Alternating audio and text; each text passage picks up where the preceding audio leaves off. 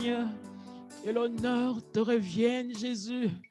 Que l'honneur te revienne, Seigneur. Nous acceptons ta souveraineté dans notre vie. Seigneur, nous acceptons ton règne dans notre vie. Nous voulons que tu règnes, oh Dieu, en toutes circonstances. Ton règne, Seigneur, mon Dieu, la bienvenue dans nos maisons, Seigneur. Dans le cœur des parents, Seigneur, ton règne vient, Seigneur, oh Dieu. Dans le cœur de nos enfants, Seigneur, nous voulons que tu règnes, Papa. Lorsque tu régneras dans nos cœurs, Seigneur, nous pourrons avancer, Jésus. Lorsque tu régneras dans nos cœurs, nous pourrons nous aimer. Lorsque tu régneras dans nos cœurs, Seigneur, il n'y aura plus de confusion, Seigneur, mon Dieu, dans tout ce que nous allons entreprendre. Parce que nous verrons clair. Nous verrons clair, toi qui es le chemin. Nous verrons clair, toi qui es, Seigneur, la vérité, toi qui es la vie, Jésus. Seigneur, Pierre pouvait dire, oh Seigneur, à qui irions-nous, Jésus? Toi qui as les paroles de la vie, Seigneur. Toi qui es tout pour nous, Seigneur. Nous n'avons que toi, Seigneur. Dans les ciels comme sur la terre, nous n'avons que toi. Et c'est en toi, Seigneur, que nous voulons placer notre confiance. Jésus, nous réclamons ta souveraineté. Nous réclamons ton règne dans notre vie. Alléluia. Sois béni, tendre Père. Ton règne dans notre vie, Seigneur. Ton règne, Jésus. Ton règne dans notre vie. Comme jamais tu n'as régné. Règne, Seigneur. Règne, tendre Père. Alléluia. Ton règne, Seigneur. Jésus. Alléluia. Nous avons besoin de toi. Nous avons besoin de ton règne. Alléluia. Viens régner en nous, Jésus. Viens régner dans nos vies, Seigneur. Viens régner dans notre quotidien. Alléluia. Viens régner, Père. Seigneur. Alléluia. Alléluia. Je nous invite à nous lever. Nous allons battre des mains et chanter pour notre Dieu. Nous allons lui demander de régner dans notre vie. Qu'il soit souverain en toutes choses. Alléluia. Amen.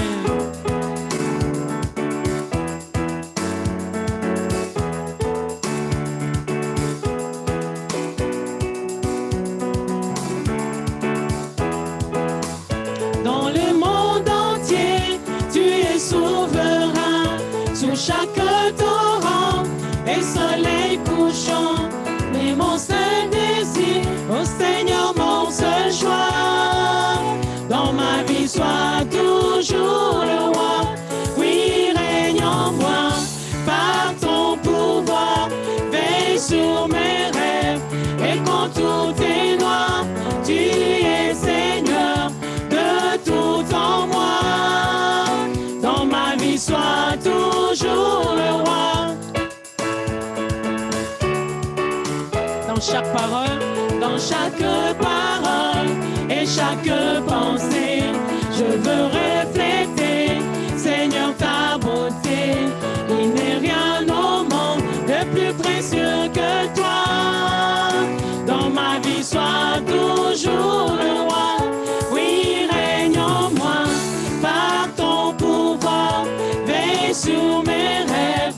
Et quand tout est noir, tu es Seigneur de tout en moi.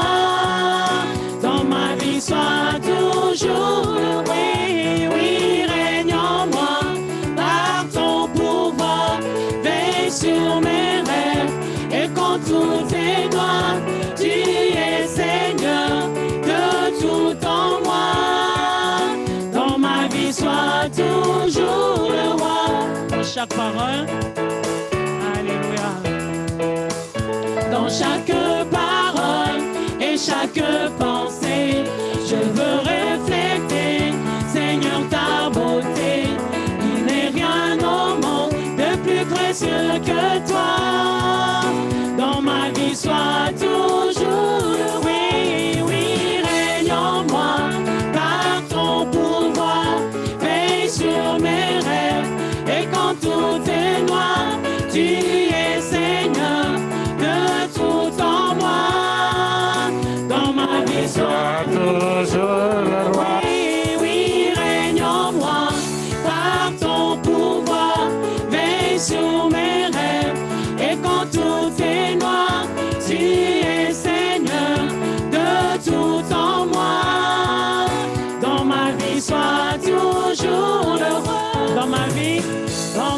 sois toujours le roi. Oui, dans ma vie, Seigneur. Dans ma vie, sois toujours le roi. Dans ma vie, sois toujours le roi. Alléluia. Sois le roi dans ma vie, Jésus. Laisse que tu règnes dans ma vie, Seigneur. Laisse que tu règnes dans la vie de mes enfants, dans la vie de nos adolescents, dans la vie de nous parents, Seigneur. Que tu règnes, Seigneur, dans la pierre vivante comme jamais tu n'as régné. Et que tu règnes encore maintenant, Seigneur, pour ta parole. Jésus, que ton nom soit béni pour ces instants, Seigneur. Que toute la gloire te revienne. Au nom de Jésus. Amen. Amen. Vous allez laisser la Amen. place à Raoul. Merci beaucoup au groupe de louanges. On vous ferait bien une ovation, mais on aurait peur que vous sombriez dans l'orgueil, puis c'est très mauvais pour votre ministère. Alors voilà.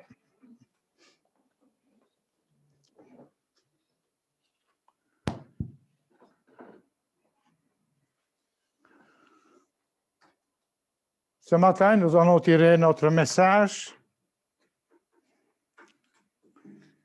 du livre de Jérémie.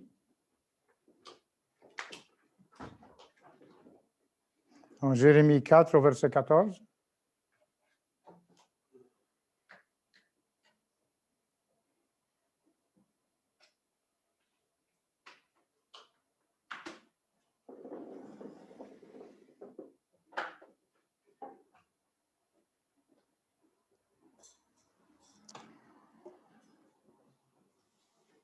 Voici les paroles de Jérémie. Lave ton cœur de toute méchanceté, Jérusalem, afin d'être délivré. Quand délogeront-elles de chez toi tes pensées maléfiques? Ou jusqu'à quand garder... Ça, on veut ça.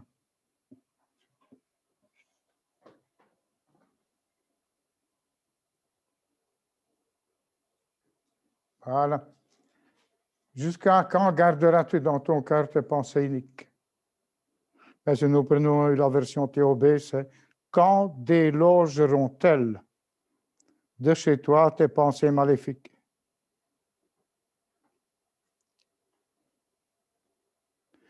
Le thème du message aujourd'hui, ça pourrait être « Par quoi sommes-nous habités ?»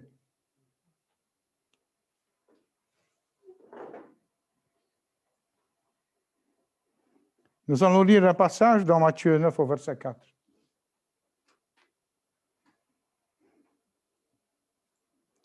Et Jésus, connaissant leurs pensées, dit, « Pourquoi avez-vous des mauvaises pensées dans vos cœurs? » Entre Jérémie et Jésus, il y a 6 siècles. Et le message n'est pas différent. Le message n'a pas changé. C'est toujours le même message au peuple. Pourquoi avez-vous de mauvaises pensées? Quand délogeront-elles de chez toi tes pensées maléfiques? Et nous verrons au fur et à mesure que nous allons rentrer dans le message, nous verrons que ce soit Jérémie, que ce soit Ézéchiel, que ce soit Paul, ce sera toujours ce message qui reviendra. Le prophète Jérémie, s'adressant au peuple d'Israël, lui déclarait solennellement de la part de Dieu, « Purifie ton cœur du mal. Jusqu'à quand habiteras-tu des pensées mauvaises dans ton cœur? » Allons dans Matthieu 15. Versets 18 et 19.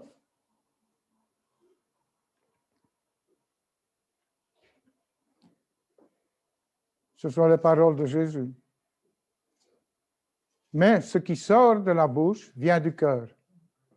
Et c'est ce qui souille l'homme. Verset 19. Car c'est du cœur que viennent les mauvaises pensées. Alors là, il ne va pas avec le dos de la cuillère. Les meurtres, les adultères, les impudicités, les vols, les faux témoignages et la calomnie. Le commandement est clair. Purifie ton cœur. Et il est suivi d'un objectif non moins net, afin que tu sois sauvé. Dans Ézéchiel 33, verset 11,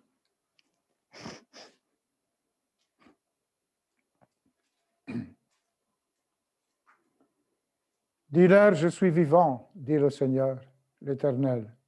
Ce que je désire, ce n'est pas que le méchant meure, c'est qu'il change de conduite et qu'il vive. Il dit, revenez de vos mauvaises voies.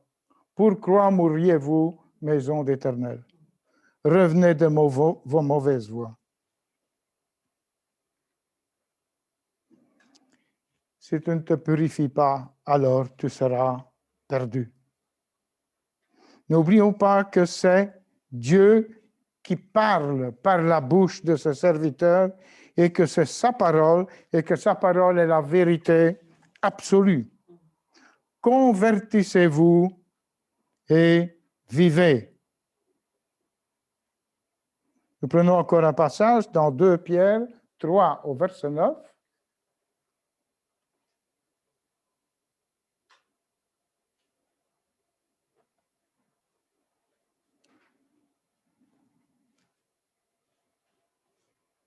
Une interférence. Ah, voilà. Le Seigneur ne tarde pas dans l'accomplissement de la promesse, comme quelques-uns le croient. Mais il use de patience envers vous, ne voulant qu'aucun périsse, mais voulant que tous arrivent à la repentance. Qu'est-ce que le Seigneur veut? Qu'est-ce que le Seigneur veut? Il veut que nous arrivions à la repentance. Et le Seigneur manifeste une patience gigantesque à notre égard. Nous constatons ici que Dieu attendait un changement profond et radical. Pas seulement des actes extérieurs comme ceux du culte, qui consistaient à l'époque à se lever, à se prosterner, à faire brûler de l'encens, à offrir des sacrifices, etc., etc., mais à des actes intérieurs, à une purification de l'âme, à un nettoyage du cœur et de l'esprit. Revenez, détournez-vous de vos transgressions qui causent votre ruine. Aujourd'hui, elle est la même pour nous.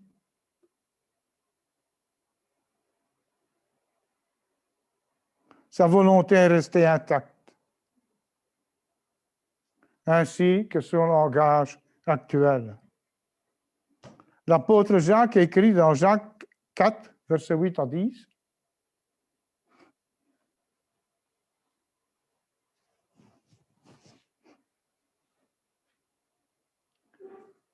approchez-vous de Dieu et il s'approchera de vous. Nettoyez vos mains, pécheurs. Purifiez vos cœurs, hommes irrésolus. Sentez votre misère. Soyez dans le deuil et dans les larmes, que votre rire se change en deuil et votre joie en tristesse. Et encore une fois, c'est un appel à une métamorphose totale et profonde. Approchez-vous de Dieu et il s'approchera de vous. Nettoyez vos mains, purifiez vos cœurs. C'est que si la religion ne consistait qu'en pratiques extérieures et en cérémonies, ben, ça ne serait pas difficile. Vous savez, on met un bel habit le dimanche à 10 heures au culte. On participe à l'offrande. Pour les plus généreux, donnent plus que les autres. À Sainte-Seine, et on a fait sa BA. On voit beaucoup de personnes avoir cette forme de religion ritualiste. Des gens disent, oh, c'est un chrétien, pourquoi? Parce qu'il va à l'église. Il n'y a rien de moins sûr. Elles observent plus ou moins activement les formes extérieures de la religion. On a même un langage de circonstance. Quand vous demandez l'heure à quelqu'un, il vous dit, il est 8 heures, alléluia. Et vous dites, ouf, hein? Langage de circonstance. On participe à ces cérémonies, à ces cultes, et on croit avoir satisfait Dieu. Calmer sa conscience, et on se croit en règle avec l'Éternel. Une chose certaine, c'est qu'on ne remplira pas le ciel comme on remplit une église. Mais si l'homme est satisfait, Dieu, lui, ne l'est pas. Jamais Dieu ne pourra se contenter d'actes extérieurs d'apparence de piété. Dieu exige un changement intérieur. Nous allons dans 2 Timothée chapitre 3.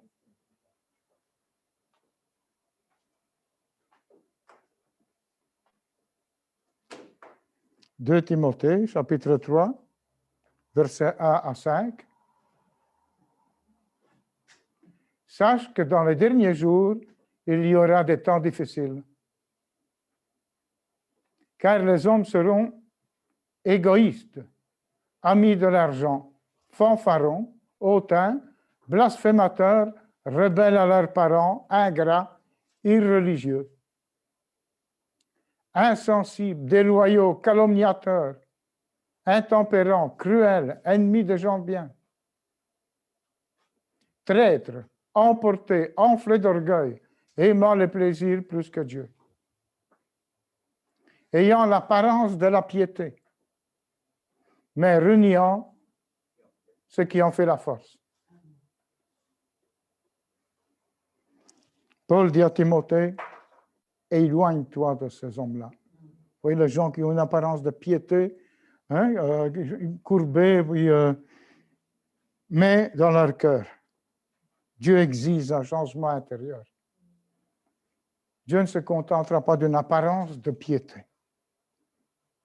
Pour ça qu'il dit au peuple, à travers son prophète Jérémie, purifie ton cœur afin d'être sauvé.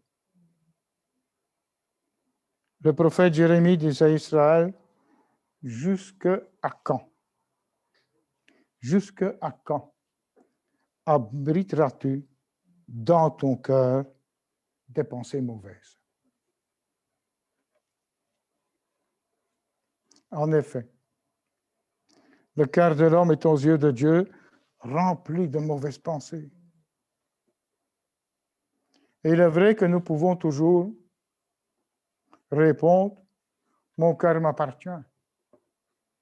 Il est à moi. Et sans aucun doute, nous aurions raison. Il devrait l'être. Mais l'est-il vraiment? Ne sommes-nous pas comme le propriétaire d'une maison qui a laissé s'introduire ce qu'on peut appeler, ce qu'on devrait appeler des mauvais locataires, des pensées iniques. Maintenant, nous nous trouvons à l'intérieur de la maison. Sans doute n'avons-nous pas vu que nous avions affaire souvent, quand le locataire se présente, c'est toujours, on se fait avoir, c'est facile. Hein? Ils sont si subtils. Et plus tard, on dit, si j'avais su. Si ça serait à refaire. Qui aurait imaginé que ces locataires fussent comme ça? On se serait volontiers gardé de les introduire chez nous. Et voilà, maintenant, ils sont là. Le mal est fait. Il y a quelque temps de ça, il y avait 2-3 personnes qui discutaient, et bon, j'étais un auditeur au milieu d'eux, et on était en train de faire mijoter quelqu'un dans la marmite de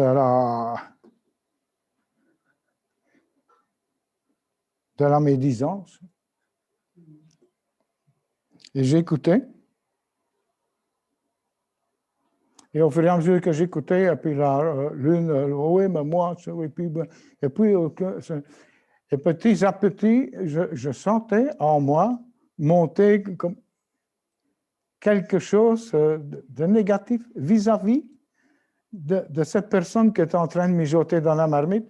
Et en somme, que je ne connaissais pas personnellement, mais je me laissais envahir par ce que ces gens disaient. Hein? Ce n'était qu'en somme qu'à côté de la médaille. Et à un moment donné, je dis non, non, non, non, non, non, en moi-même. Je dis non, il n'est pas question de se laisser.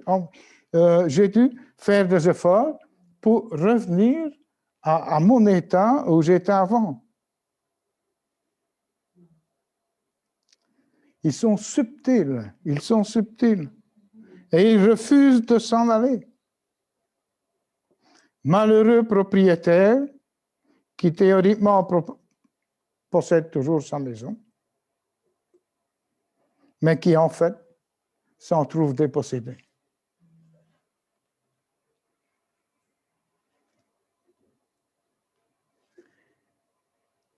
Si c'est l'impression que ça vous fait ce matin, si vous avez l'impression que ces mauvaises pensées, toutes ces choses cyniques ont pris votre place, alors là, ce message, c'est pour vous. Dans notre cœur, sont venus s'installer, sans que nous n'y prenions garde. Toutes sortes de pensées, de sentiments, de désirs qui n'auraient jamais dû y prendre place. Mais ils sont là et ils s'incrustent. Nous pouvons en nommer quelques-uns, mais je vais laisser la place à Paul de le faire, l'apôtre Paul, dans Galates 5, de 19 à 21.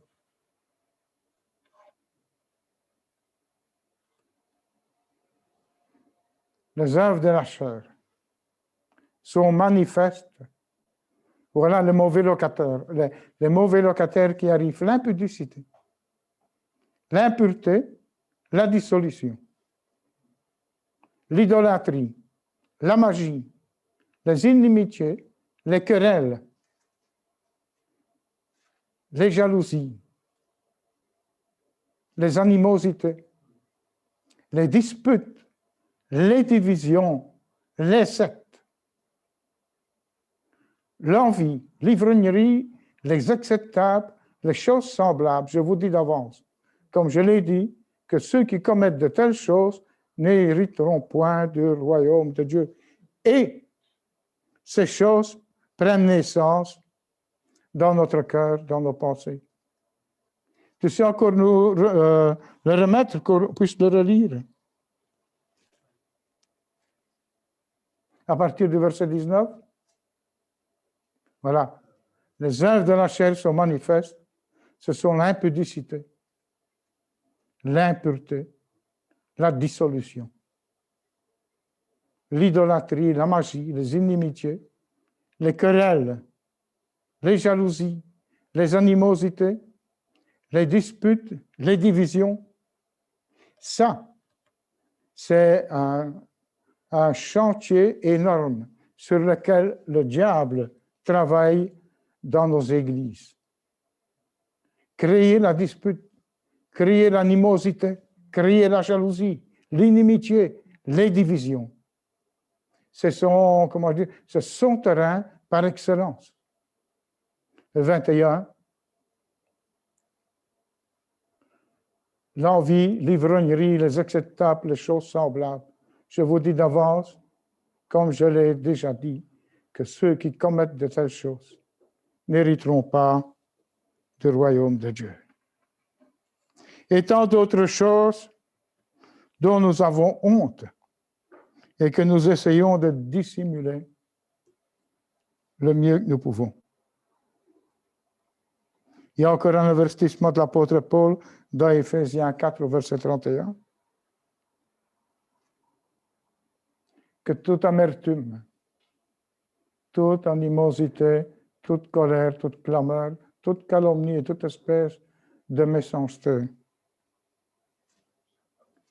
disparaissent du milieu de vous. Que toutes ces choses disparaissent du milieu de vous. Voilà, que ce soit en Galatie, à Éphèse ou à Jérusalem pour Jésus ou le peuple, c'est toujours ce même message qui revient. Et Paul, quand il parle, c'est à l'Église, c'est aux chrétiens. C'est aux chrétiens qui dit toute animosité, toute colère, toute clameur, toute calomnie et toute espèce de méchanceté disparaissent du milieu de vous.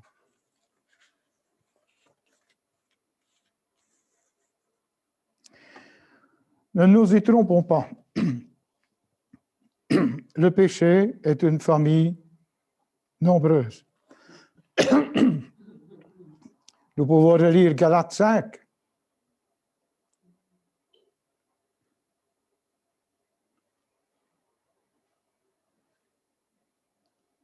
Voilà cette famille nombreuse. Les œuvres de la chair sont manifestes. Impudicité, impureté, dissolution, idolâtrie, magie, inimitié, querelle, jalousie, animosité, les disputes, les divisions, les sectes, l'envie, l'ivrognerie, les excès de table et les choses semblables. Et dire les choses semblables, je suppose, c'est parce qu'il n'a pas voulu continuer à les énumérer. Je vous dis d'avance, comme je l'ai dit, que ceux qui commettent de telles choses n'hériteront point du royaume de Dieu. Le péché est une famille nombreuse. Un vrai péché n'est jamais seul. Il a horreur de la solitude. Tout cela, la maison tombe en ruine.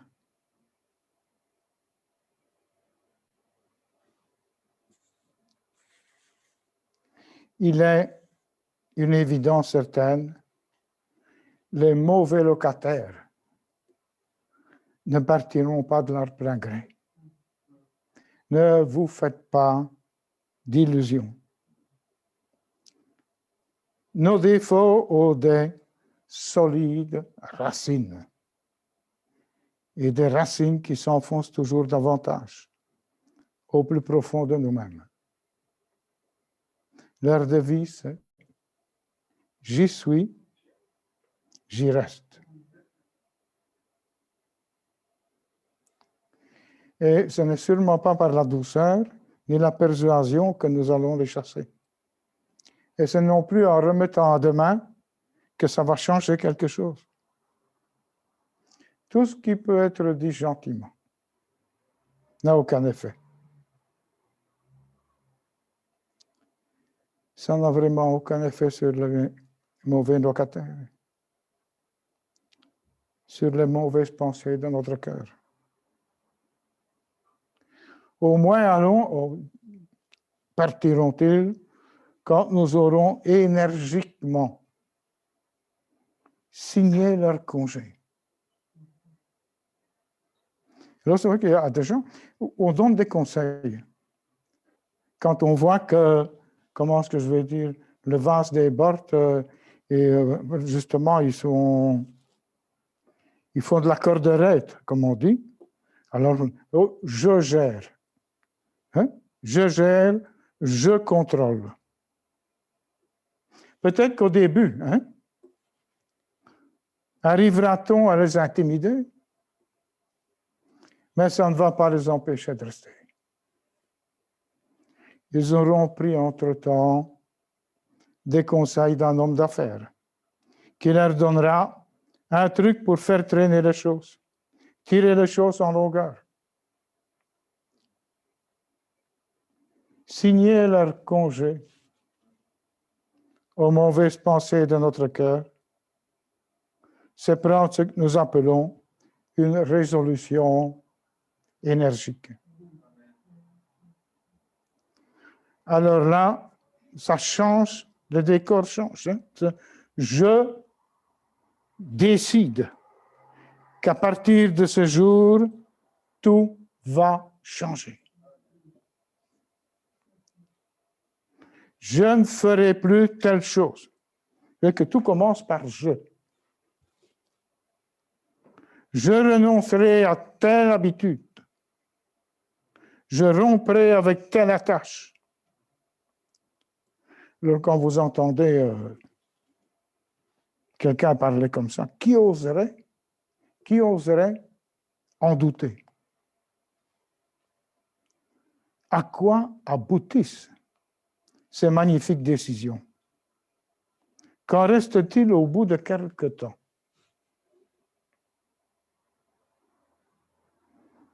Peut-être l'avez-vous vécu,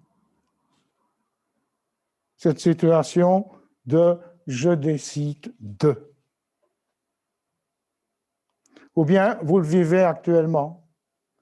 Vous avez décidé qu'à partir d'aujourd'hui, hein, je ne ferai plus ceci, je renoncerai à telle habitude, etc., etc. À quoi aboutissent ces magnifiques décisions? Qu'en reste-t-il au bout de quelque temps? C'est que pendant une semaine ou deux, nous avons pu résister à la tentation, surmonter tel défaut, et puis, il y a la fameuse phrase qu'on entend trop souvent. C'est plus fort que moi. Je ne peux pas faire autrement. Vos mauvais locataires se sont incrustés, enracinés, et vous n'arrivez pas à les faire partir. Devant les pensées mauvaises que nous avons laissées s'établir dans notre cœur, nous serons toujours les plus faibles. N'y a-t-il rien à faire? Ces situations sont-elles sans issue? Si nos mauvaises pensées ont la ronde d'affaires, c'est-à-dire le diable et toutes ces combines, on peut dire, hein, nous avons aussi le nôtre. La parole de Dieu le définit comme notre avocat. Il intercède pour nous. Et un avocat qui est prêt à nous entendre et à prendre notre défense, au lieu de faire cavalier seul. Vous êtes peut-être en train de faire cavalier seul. J'ai connu une époque où j'étais dans une difficulté énorme. Et j'avais envisagé toutes les situations, à gauche, à droite, devant, derrière, en haut, en bas. Et alors, mon épouse me disait, mais renaissance sur la main du Seigneur. Vous savez, qu'est-ce que tu veux que le Seigneur fasse? Regarde, il n'y a aucune situation, par là ça ne va pas, là ça ne va pas, là ça ne va pas, là ça ne va pas, et là ça ne va pas. Et alors, jusqu'au jour où j'ai abdiqué, je dis non, Seigneur, voilà, je remets cette situation entre tes mains. Il n'a pas fallu 10 jours avant qu'on voit cette situation.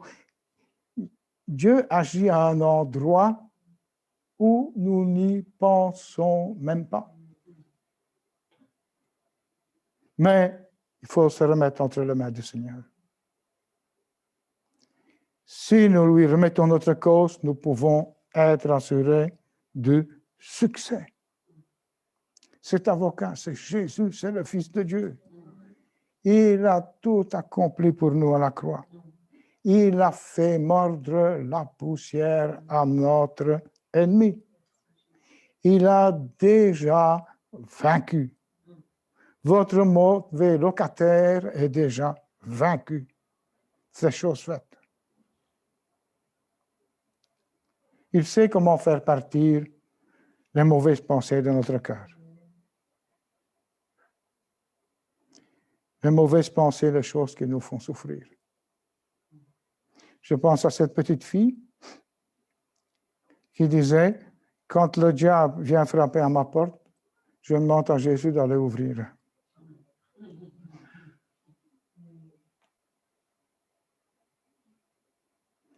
Elles sont vaincues par lui d'avance dans notre cœur.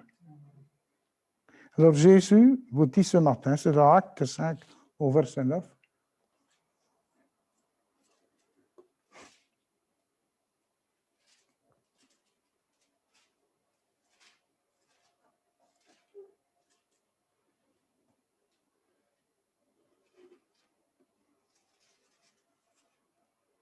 Apocalypse 5 au verset 9. Excuse-moi. Apocalypse 5 au verset 9. Il dit, et il chantait un cantique nouveau en disant, tu es digne de prendre le livre et d'en ouvrir les sceaux, car tu as été immolé et tu as racheté pour Dieu par ton sang des hommes de toute tribu, toute langue, de tout peuple et de toute nation. Nous voyons que le Seigneur n'a oublié personne. À Golgotha, il n'a oublié personne. C'était universel. J'ai versé mon sang pour toi. Et maintenant, mon sang te purifie. Il a tout accompli, l'œuvre parfaite. Il a racheté pour Dieu. Il a payé le prix de notre liberté. Qui de nous, ce matin, ne reconnaît pas en lui ce propriétaire malheureux? Parce que son cœur est habité par des passions. Et parfois, on y prend garde. On n'y prend pas garde.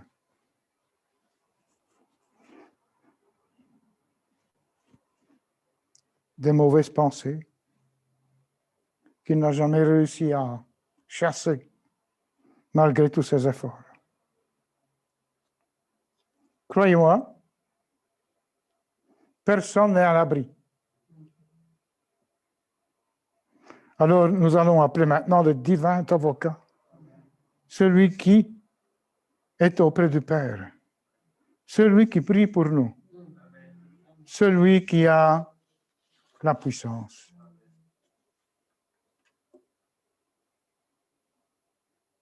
Puissions-nous avoir ce matin cette prière qui était sur les lèvres du roi David, dans le psaume 51, du verset 9 au verset 12.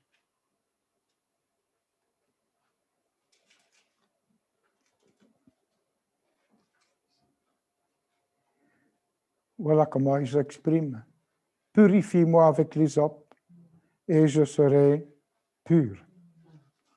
Lave-moi et je serai plus blanc que la neige.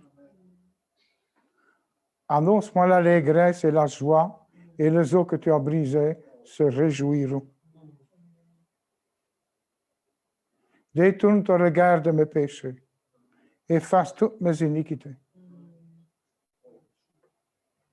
Ô Dieu, crée en moi un cœur pur, un cœur exempt de toute mauvaise pensée, un cœur exempt de tout mauvais locataire.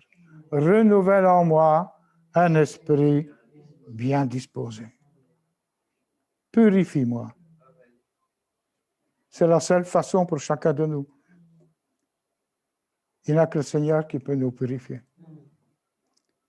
Il n'y a que le Seigneur qui peut nous laver, nous sommes comme la neige. Il n'y a que lui qui peut créer en nous un cœur pur. Il n'y a que lui qui peut mettre en nous un esprit bien disposé. Et nous ferons alors une expérience merveilleuse. Jésus est le réparateur. Il est celui pour qui rien n'est impossible. Et alors, je peux le témoigner ce matin. Il est celui qui, quand ce n'est plus possible pour nous, c'est possible pour lui.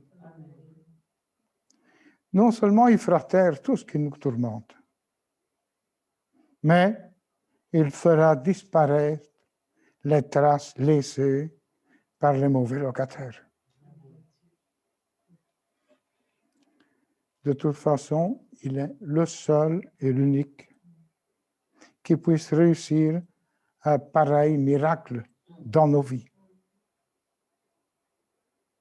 Alors, si nous avons bien compris ce message ce matin, si nous avons compris l'inutilité de nos efforts personnels pour chasser les mauvais locataires, si nous avons compris ça, dites-vous bien que vous êtes sur le chemin de la victoire. Ce qui est important, c'est reconnaissons notre incapacité. Ayons cette prière fervente du roi David sur nos lèvres. Et je vais terminer par ça ce matin. Il dit, ôte mon péché avec l'hysope et je serai pur. Crée pour moi un cœur pur. Dieu enracine en moi un esprit tout neuf. Rends-moi la joie d'être sauvé. Alors voilà. Nous puissions prier ce matin et invoquer le Seigneur. En lui demandant comme le roi David, Seigneur, ôte mon péché avec l'hysope et je serai pur.